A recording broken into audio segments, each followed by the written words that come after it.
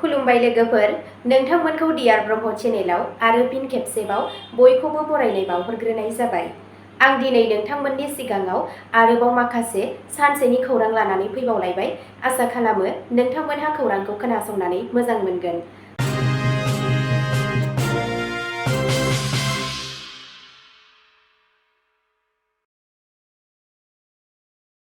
दिनैनि गाहाय रादाबफोराव दङ। BTCनि बारग' गाहाय प्रमद बर'आ आसाम केबिनेटआव BTCनि MCLA महरै समायखिरा लाबाय। प्रमद बर'आ बुङो दि NDA दोलोआव UPPLनि इयुननि सायाव सावरायगासिनो दं। गुवाहाटीनि सुबाम राभाखौ भारतनि आन्डार-17 फुटबल टीमनि लेङाइ कच महरै थिसननाय जादों। भारतनि हादोरगिरिया बक'नि जितुल राभाखौ साबसिन गुदि थाखोनि सिबिनायनि थाखाय मान बावो। अन्ध्रआव बाइकजों सौग्रावनानै गंसे बासआ अर खामदों, सा 20 सुबुंनि जिउ खहा। तिनिसुकिया पुलिसआ उदखारि बेरेखा गोख्रों अपारेशनाव सा 7 आलफा आइनि हेफाजाबगिरिफोरखौ हमदों। इटानगराव सासे 19 बोसोर बैसोनि सिख्लानि गोथै सह'खौ मोन्नाय जादों। रैखाथि हान्जाया आयेन बेरेखा खनिनि आगजु आरो दंफांफोरखौ जब्द खालामो। NFRआ BTRआव रेल मावथांखि जागायदों। बासबारियाव 256 कौटि रांनि वेगन वार्कशप फसंगोन। दानिया फैदो आबुं रादाबाव। गिबि खौराङावनो दङ। BTCनि बारग' गाहाय प्रमद बर'आ आसाम केबिनेटआव BTCनि MCLA महरै समायखिरा लाबाय। आसामनि मोनसे गोनांथार राजखान्थियारि हाबाफारियाव बड'लेण्ड ओनसोलारि ओनसोलनि बारग' गाहाय प्रमद बर'आ नेमखान्थि बादियै BTCनि MCLA महरै समायखिरा लाबाय। समायखिरा लानाय हाबाफारिया गुवाहाटीआव जादोंमोन, जेराव आसामनि गभर्नरआ मासि आरो गभर्नरथिनि समायखिरा लायो। इउनाइटेड पिपल्स पार्टी लिबारेल UPPLनि आफादगिरि महरैबो खामानि मावबोनाय बर'आ BJP दैदेननाय गोलाव सरकारनि सिङाव केबिनेटआव हाबहैबाय। बिथांनि सोसननायखौ BJP आरो UPPLनि गेजेराव गोरोबलायनायखौ गोख्रों खालामनायनि मोनसे आगान महरै नायनाय जादों, गुबैयै बड'लेण्ड ओनसोलाव, जेराव दोलोनि गोबां गोहोम दं। बर'नि मददगिरिफोरा बिथांनि दैदेननाय आरो ओनसोलनि थाखाय बिहोमा होनायखौ नाजावनाय होननानै साननानै रंजानाय फोरमायदों। राजखान्थि बिजिरगिरिफोरा सानो दि फैगौ बिसायख'थिनि सिगां बिथांनि केबिनेटआव बाहागो लानाया हादोरसानि राजखान्थियारि हालोदाव गोबां गोहोम खोख्लैनो हागौ। नैथि खौराङाव दङ। प्रमद बर'आ बुङो दि NDA दोलोआव UPPLनि इयुननि सायाव सावरायगासिनो दं। आसामनि मोनसे मख'जाथाव राजखान्थियारि दावगायाव इउनाइटेड पिपल्स पार्टी लिबारेल UPPLनि दैदेनगिरि आरो बड'लेण्ड टेरिटरियेल रिजन BTRनि बारग' गाहाय मावफुं सोद्रोमा प्रमद बर'आ बुङो दि दोलोआ BJP दैदेननाय NDA गोरोबथायाव गावनि थाथायखौ फिन नायबिजिरगासिनो दं। खौरां बिजोंजों मोगा-मोगियाव बर'आ बुङो, जों दासान्दि NDAआव जोंनि बिफावखौ बिजिरगासिनो दं। मोजाङै सावरायलायनायनि उनाव थिरांथा लानाय जागोन। UPPL आरो बेनि लोगो BJPआ आसामनि गेजेराव इसिङारि गोरोबलायनायनि सोमोन्दै बांबोनाय आबहावाफोरनि गेजेराव बे बिबुंथिया बेरखांदों। दासिम जेबो जोबथा थिरांथा लानाय जायाखैब्लाबो बर'नि बिबुंथिनिफ्राय मिथिनो मोनो दि फैबाय थानाय बिसायख'थिनि सिगां दोलोआ गावनि राजखान्थियारि नोजोरखौ गोदानै सानफिनदों। थांनाय समफोराव गुबैयै बड'लेण्ड ओनसोलाव UPPLआ BJP दोलोनि मोनसे गोनां हेफाजाबगिरि जानानै दंमोन। बे गोरोबथायाव जायखिजाया सोलायनाया हादोरसायाव गेदेर राजखान्थियारि फिनजाथाय जानो हागौ। थामथि खौराङाव दङ। गुवाहाटीनि सुबाम राभाखौ भारतनि आन्डार-17 फुटबल टीमनि लेङाइ कच महरै थिसननाय जादों। आसामनि थाखाय मोनसे गोग्गाथाव जाफुंसारनायाव गुवाहाटीनि सुबाम राभाखौ 22 निफ्राय 30 नबेम्बरसिम जानो गोनां AFC U17 एशियान काप क्वालिफायारनि थाखाय भारत आन्डार-17 फुटबल हानजानि लेङाइ कच महरै मुं होनाय जादों। राभाया आथिखालाव उरिष्या FCनि लाइमोन जौगाखां बिफाननि गाहाय। बिथाङा गावनि गोसो दुंनायखौ फोरमायनानै बुङो दि जायखिजाया थाखोआव भारतनि जानानै गसंनो हानाया मोनसे सनमान गोनां। बेयो मोनसे सिमां जाफुंनायमोन।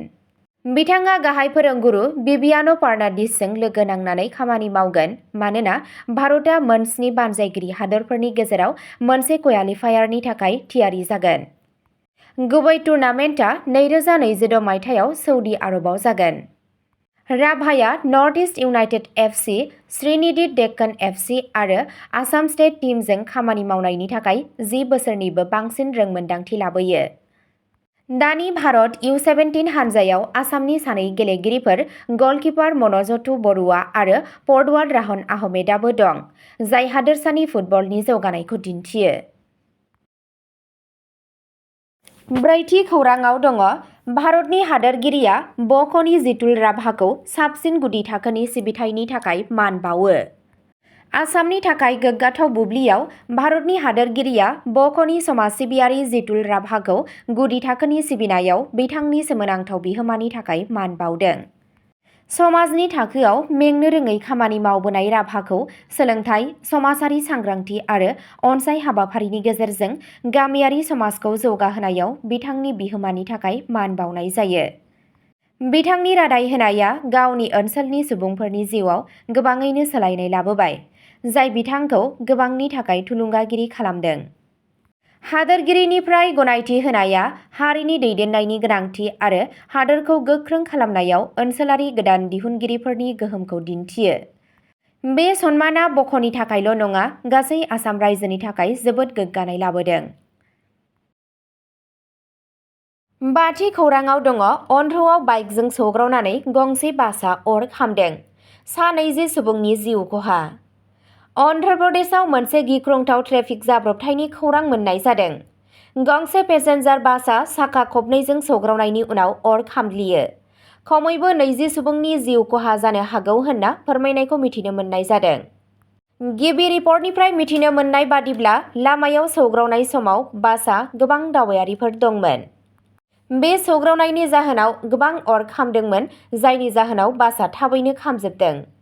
रैखाथि हान्जा आरो जायगानि बिबानगिरिफोरा जाथाय जायगायाव सौहैदों, नाथाय अर जोंब्लावनायनि गोब्राबथिनि थाखाय सुबुंफोरखौ दिहुनना होनाया जोबोद गोब्राब जादोंमोन। पुलिस आरो अर खोमोरग्रा बिफाननि बिबानगिरिफोरा गोबां सुबुंनि जिउ खहा जानायनि खौरां होदों, नाथाय दासिमबो थि अनजिमाखौ रोखा खालामनाय जायाखै। जाय सुबुंफोरा जोखोम जादों बिथांमोनखौ देहा फाहामथायनि थाखाय खाथिनि देहा फाहामसालिफोराव लांनाय जादों आरो जाब्रबथायनि जाहोनखौ मिथिनो थाखाय नायबिजिरनायखौ जागायनाय जादों। बे जाथाया गासै ओनसोलाव गोबां दुखु सोमजिहोदों। मावख'गिरिफोरा दुखु फोरमायदों आरो लामा रैखाथि नेमफोरखौ गोख्रों खालामनो खावलायदों। द'थि खौराङाव दङ तिनिसुकिया पुलिसआ उदखारि बेरेखा गोख्रों अपारेशनाव सा 7 आलफा आइनि हेफाजाबगिरिफोरखौ हमदों। अरुणाचल प्रदेशआव रैखाथि हान्जाया बिग्रायारिफोरजों जुजिनायाव मख'जाथाव दावगानो हादों। म्यानमार सिमानि साखाथियाव मोनसे हेफाजाबारि अपारेशननि समाव बिथांमोनहा होबथाजानाय उदखारि हान्जा आलफा आइजों फोनांजाबनाय आरो जगायग्रा नेटवार्कखौ फोजोबदोंमोन। मावख'आरिफोरा दाबि खालामो दि बे अपारेशना ओनसोलाव आलफा आइनि हेफाजाब खान्थिया जोबोद लोरबां जागोन। हमजानाय सुबुंफोरा सोंथि खालामगासिनो दं आरो गोबां गुवार नेटवार्कखौ मिथिनो थाखाय उफ्रा नायबिजिरनाया सोलिगासिनो दं। बे जौगानाया भारतनि सेन्सिटिभ सिमा ओनसोलफोराव बिग्रायारि हाबाफोरखौ खमायनो थाखाय सोलिबाय थानाय नाजानायनि मोनसे आरोबाव आगान दिन्थियो। स्निथि खौराङाव दङ इटानगराव सासे 19 बोसोर बैसोनि सिख्लानि गोथै सह'खौ मोन्नाय जादों। मोनसे सुइसाइड न'टआव अजद होनाय जादों दि सानै गागि मावख'गिरिया आथोनारि गाज्रि आखु दिन्थिदोंमोन। अरुणाचल प्रदेशनि इटानगराव मोनसे दुखुनांथाव जाथाय जादों, जेराव 19 बोसोर बैसोनि लाइमोनखौ सोमोनांथाव थासारियाव थैनाय नुनो मोन्नाय जादों। पुलिसनि रिपर्टनिफ्राय मिथिनो मोनो दि जाथाय जायगायाव मोन्नाय गांसे बिलाइयाव सानै गागि मावख'गिरिनि सायाव आथोनारि गाज्रि आखु दिन्थिनायनि गोख्रों अजद होनाय जादों। बिबानगिरिफोरा रोखा खालामदों दि नायबिजिरनाया सोलिगासिनो दं। बे जाथाया ओनसोलाव गोबां जिंगा सिखांनाय आरो रागा जोंखांहोदों, जायनि थाखाय गुवारै आरो थार नायबिजिरनायनि थाखाय खावलायनाय जादों। सुबुं माहारि आफाद आरो जायगानि बिबानगिरिफोरा सरकारखौ न्याय होनो आरो भुगिनांनाय सुबुंनि मान सन्मानखौ लाखिनो खावलायदों। बिबानगिरिफोरा खोथा होदों दि बे आयदानि सायाव मोजाङै नायबिजिरनाय जागोन आरो फिथाय बादियै नांगौबादि आयेनारि राहा लानाय जागोन। बे जाथाया फिन खेबसेबाव बिबान गोनां, रैखाथि आरो मोनथायनि गाज्रि बाहायनायखौ होबथानो थाखाय गोख्रों राहा लानायनि गोनांथिनि सायाव गोख्रों साननायखौ फोरमायदों। दाइनथि खौराङाव दङ रैखाथि हान्जाया आयेन बेरेखा खनिनि आगजु आरो दंफांफोरखौ जब्द खालामो। आसाम भुटान सिमानि साखाथियाव 3 सुबुंखौ हमदों। रैखाथि हान्जाफोरा आसाम भुटान सिमा खाथियाव मोनसे गिदिर अपारेशन खालामदोंमोन। सिग्रोमनाय समाव बिथांमोनहा गोबां बिबांनि आयेन बेरेखा खनिनि आगजुफोर आरो दंफांफोरखौ जब्द खालामदों। बिबानगिरिफोरा रोखा खालामो दि आयेन बेरेखा खामानिजों लोब्बा थानाय 3 सुबुंखौ हमनानै लानाय जादों। सिमा ओनसोलफोराव गोबां आयेन बेरेखायै जावखांनाय आरो दंफां फालांगि खालामनायनि खौरां मोन्नायनि उनाव बे सिग्रोमनायखौ जागायनाय जादोंमोन। मावख'आरिफोरा फोरमायनाय बादिब्ला बे अपारेशना आबहावानि खहाखौ खमायनो आरो सिमा बारनानै सिखाव फालांगि खालामनायखौ होबथानो थाखाय सोलिबाय थानाय नाजानायनि मोनसे बाहागो। जाय सुबुंफोरखौ हमनानै दोननाय जादोंमोन बिथांमोनखौ सोंथि खालामनाय जागासिनो दं आरो आरोबाव नायबिजिरनाया सोलिगासिनो दं। 9थि खौराङाव दङ एनएफआरआ बिटिआरआव रेल मावथांखि जागायदों। बासबारियाव 256 कौटि रांनि वेगन वार्कशप फसंगोन। सा-सानजा सिमायारि रेलवे एनएफआरआ कानेक्टिभिटी बांहोनो आरो जौगानायखौ बांहोनो थाखाय बड'लेण्ड टेरिटरियेल रिजन बिटिआरआव गोबां मख'जाथाव रेलवे मावथांखि जागायदों।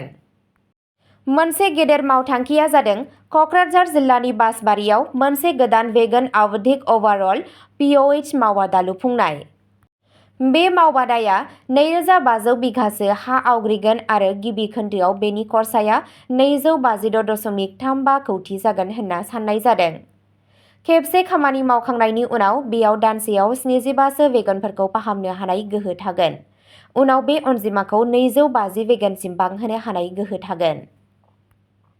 बासबारि थावनिखौ बासबारि रेलवे स्टेशन आरो रुपसि बिरखं गाथोननि साखाथियाव थानाय मावखान्थियारि थाथायनि थाखाय सायख'नाय जादों, जेराव जायगानि साख्रि सोरजिनो आरो रोंगौथि जौगाहोनायाव मदद होनो हानाय गोहो दं।